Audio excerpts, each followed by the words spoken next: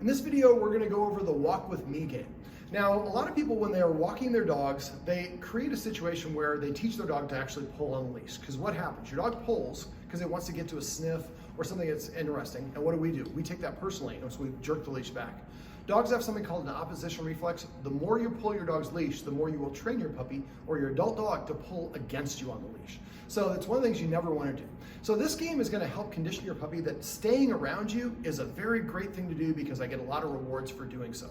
Now, I want the dog to stay basically within an arm's reach, about 2.5 to 3 feet, depending on how long your arms are.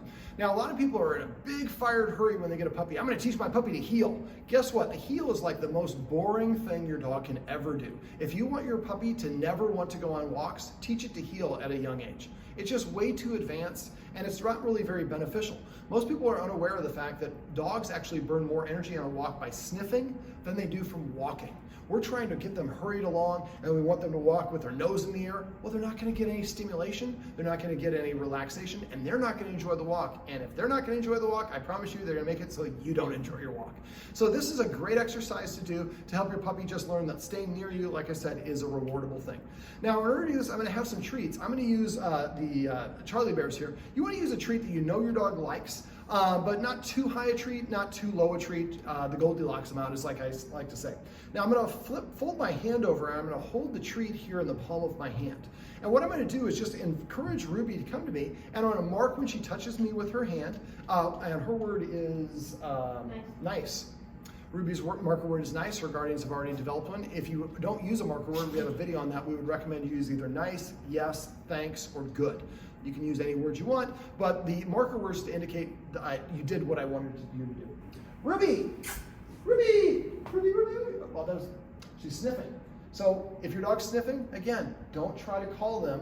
I just did a different video. I forgot that we're shooting a different one here. But if your dog's sniffing and you try to call them, you're going to help them practice ignoring you. So I'm going to wait for her nose to get off the ground, if it does.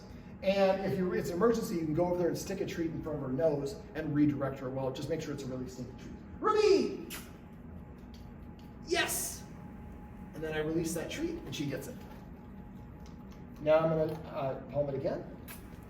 Step. Yes! She gets it. And all I want her to do is just kind of stay, like I said, within the arm's reach. We're not walking at this stage. Yes! And you want to change your hand motion. So now I'm at the front. Yes! So now I'm starting to incorporate some movement. And I can do it with both hands if I want my dog to walk on both sides. Yes! Yes. Remember, it's got to be fun for your dog. So this is a great little game that you can do in your backyard. What are we not using? We're not using a leash.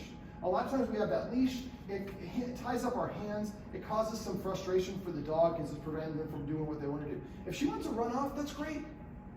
Wait for her to be interested again, and then you can ask her, Ruby. Yes. Now I can start actually taking steps. Ruby. Yes. Now I can start asking for more criteria. I can ask for 1 or 2 steps. Yes. Don't get greedy though. A lot of people ask for too much criteria too soon, and the dog's like, forget it, I'm just gonna go sniff where the squirrel was. So if that's the case, you ask for too much, back up. Ruby. Yes. Yes. Yes. There's nothing wrong with doing, at first I would recommend, as soon as the dog comes to you, you're giving that treat with it, she's in that 2 to 3 foot bubble. Then eventually you're gonna move her around on this side, that side, so she just gets used to coming around. Then the next stage is you're gonna start taking steps. First you're gonna do just 1 step. Yes. 1, 2 steps. Yes. And you saw that Ruby was jumping up there a little bit. If the dog is jumping, you're holding the treat too high. Hold it a little bit lower. Yes. Then I can go to 3, 4. When you get to about 5 steps, I would make the next transition. The next transition is we're gonna do this. Yes.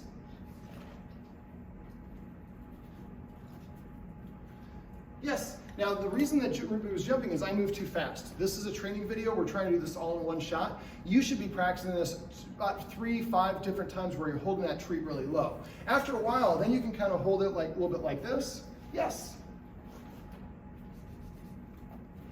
Yes, and if you anticipate your dog's about to jump, get that treat down there first, beat them to the jump, and then recognize that you're asking for more criteria, then back up a step, ask for only 2 steps, 3 steps. Eventually, Ruby, Well, like I said, I'm asking for too much criteria too quick. Don't do that at home. Now, when you're practicing this, make sure that you practice in a low stimulus environment. There's not a lot of distractions. No kids running around, no dogs barking across the fence, no squirrels and all the rest of that stuff. Pick and choose your classroom environment, which is your training environment for your puppy. You want to make sure that it's a comfortable environment, your puppy feels nice, relaxed, and can focus on you. After you get to the point where you can get to where you're holding the treat and you're walking around and your dog is not jumping up for you, that's when you can actually incorporate a leash. And I would still practice in your backyard on the leash because, again, it's not as distracting of an environment. Eventually, you get to the point where your puppy is taking 2 steps with you on the leash, and then you're rewarding 3 steps, 4 steps. And the last thing is when you're actually in your yard, when your puppy, let's say that Ruby's on a leash and she gets a couple feet ahead of me, I would say, and then get her to come back to you. And so she walks this way, Ruby, yes. So when she gets to that end of that leash, if she doesn't already, make a positive interrupter. We have a different video for that, where I like to make a kissing sound. Some people would say, beep, beep, beep, beep, beep, beep. You saw how she turned around and came back to that? And that's what you want to do. So you're walking and Ruby goes too far ahead, beep, beep, beep, beep. She comes back to you and is reinforced for coming back to you. So this is, again, not teaching your puppy to walk with a heel, and you can use this for adult dogs as well, but it's much better if you start them as a puppy, because after a while they're like, if I move beyond this 3-foot area, I'm not going to get the treats when they come out, so I'm just going to stay in this area.